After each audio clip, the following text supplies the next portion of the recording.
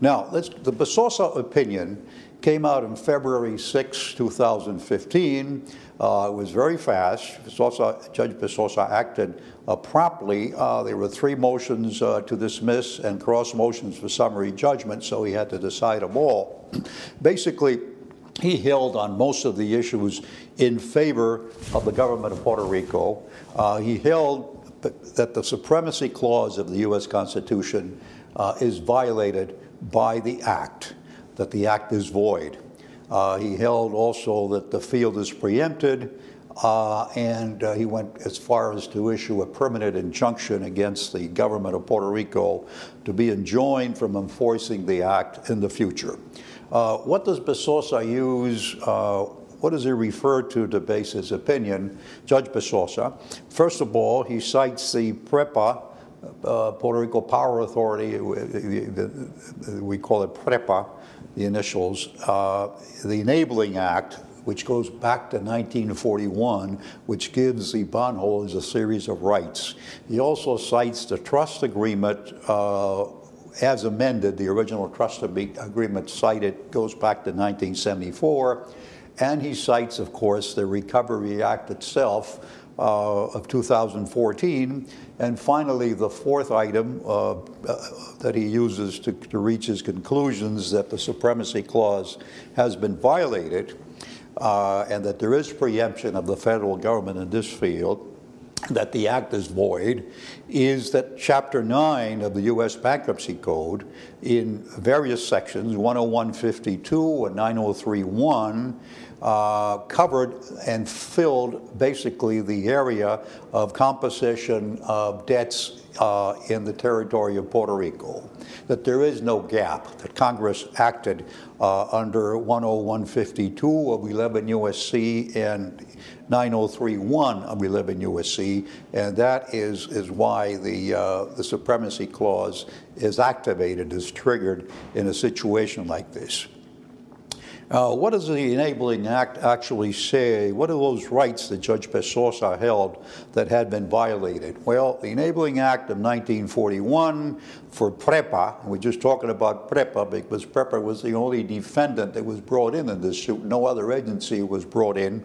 And actually, PREPA was dismissed by the judge. That's one of the few issues that were won by the government of Puerto Rico. But what the Enabling Act of PREPA says is that the bondholders' rights will not be altered, amended, or limited until all the bonds are finally paid.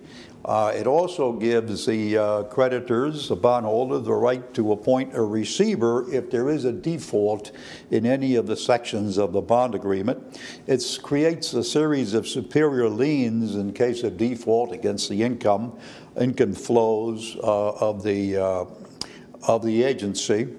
And it says that a default also occurs if PREPA seeks a composition of debt, a restructuring of debt, or adjustment by law or by amendments to their acts in the present or in the future. So if any of these things happen, if these rights are violated, what are the remedies that a bondholder has for default on any of the above? Well, first of all, the Enabling Act says that they can accelerate payments of bonds. The maturity date can be accelerated. Or B, they can seek the appointment of a receiver, which creates a series of issues. Where do you seek the appointment of a receiver? In a federal court, in a local court, in a court in New York, in a court in Puerto Rico? Those are issues that haven't really, these are issues of first impression that haven't been decided and were not decided by Judge Besosa. And what law applies to this receivership?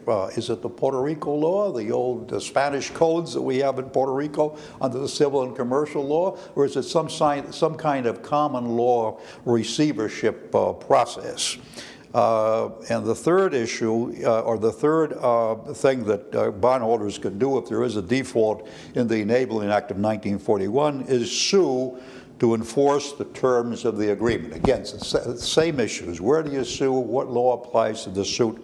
So you have to really look at the bond the enabling act of the agency that files under Chapter 2, and then you have to go to the bond instrument itself, to the bond contracts, and see if there is anything about venue, jurisdiction, because these bond instruments vary according to each agency, and even within the agency, they're amended with different issues of stock, so they could be very different. But the court, Besosa does go ahead and say, okay, these are the 4 documents I have to look at to decide whether there's been a violation of the supremacy clause of the Constitution, whether the matter has been preempted. But he also recognizes that there's been a valid fiscal emergency declaration by the government of Puerto Rico and by the legislature of Puerto Rico in the law, in the Recovery Act. And the court goes on to say that the issues it has to address are under Article 1(8) of the Constitution, whether this article, which calls for uniformity of bankruptcy laws throughout the nation, whether this is a basis for preemption, or whether it should preempt under Section 903 of Chapter 9 of 11 U.S.C., which is a separate issue. So it's either preempted under the Constitution, the uniformity clause of the Constitution, 1-8, or it's preempted under 11 U.S.C. Bankruptcy Code, Section 903(1). The court also says, aside from preemption and supremacy issues, that he has to go into the contract clause. Is there an impairment of obligations under the enabling acts that constitutes a violation of the contract clause, impairment of contract prohibition in Article 110 of the Constitution? And thirdly, he says, I have to decide if there is a takings issue. Is there a taking without due process because the bondholders have a right to seek the appointment of a receiver, and there's also an additional lien on revenue. And finally, he says, the 4th issue I have to decide, aside from contract clause, preemption, takings, he says, I have to decide whether the stay that this law under Chapter 2 and 3 of the law, the automatic stay, which the law says applies to all proceedings, whether it stops federal court proceedings, and whether that is a cause for holding that the act violates the Constitution. So the stay of federal proceedings is a 4th issue that he concentrates on.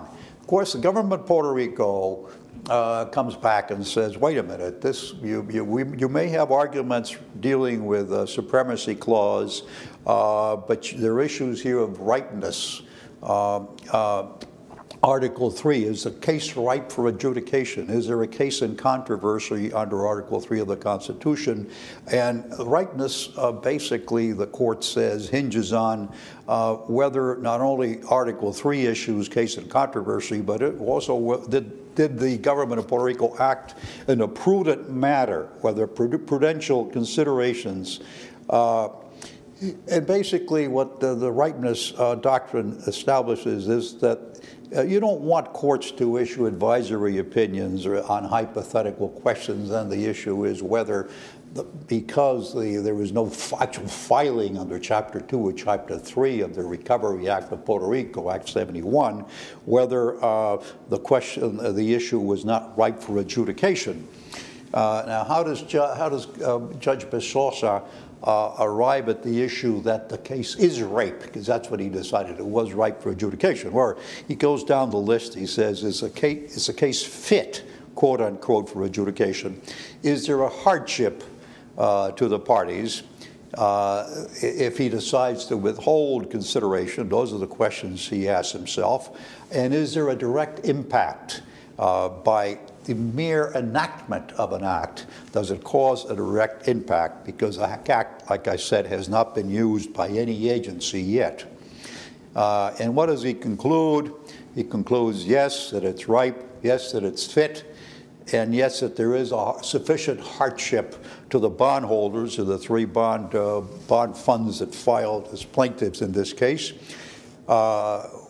and that there is an impact. What is the impact? He says, well, it alters the rights under the Enabling Act, which we mentioned before. It alters the right to seek the appointment of a receiver. It stops the creation of liens on income if default occurs. It stops the right of the bondholders to accelerate payments if a default occurs. And also the Enabling Act says that PREPA cannot be amended. The laws creating PREPA cannot be amended to create a composition of debt mechanism, and this act is a composition of debt mechanism, even though the government of Puerto Rico was very careful in drafting it and said many, many times that it wasn't a bankruptcy act. It was really an act to reconstruct the finances of the companies and the operations of the companies. So the court basically says, yes, the rights have been impaired by the mere enactment. It doesn't take an act of filing under Chapter 2 or 3. The mere enactment, the signature of the governor is enough, and these creditors' rights have been affected sufficiently.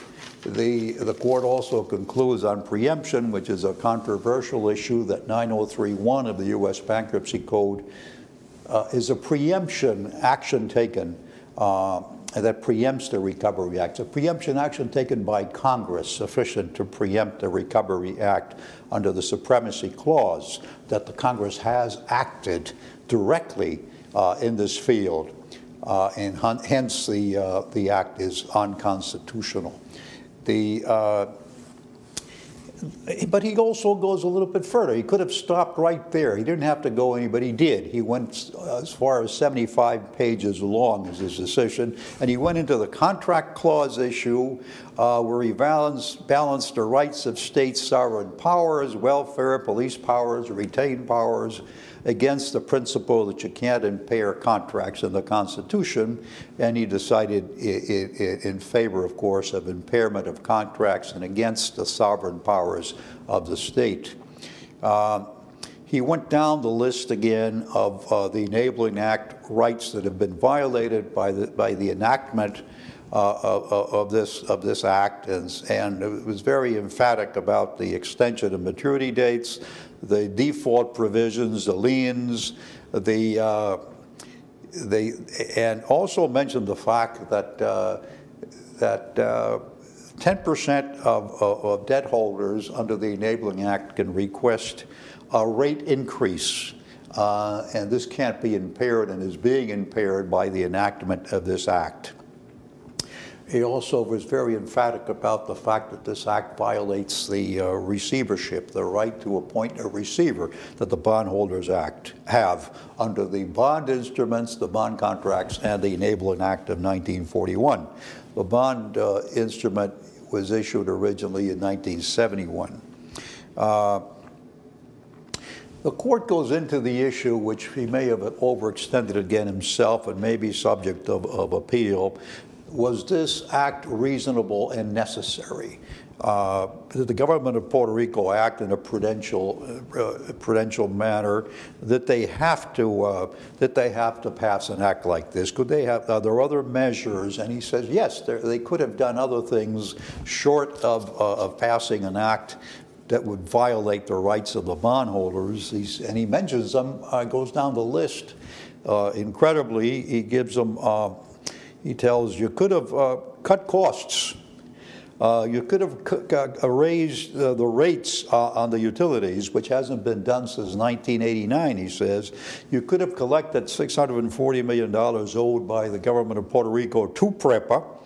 You could have reduced the subsidies that you have at PREPA right now, and you could cut costs and inefficient management. So he gets into a lot of these items, and finally he says that the government of Puerto Rico could have negotiated voluntarily with to reduce debt, to modify debt, to modify interest rates, to modify the payment terms of these debts, and that no attempt was done to do this. So he's highly critical, the judge, of what of the motives that the government of Puerto Rico had to pass this act. Now, come to the point now we have to, the question is, has anything been accomplished by the government of Puerto Rico by passage of this law?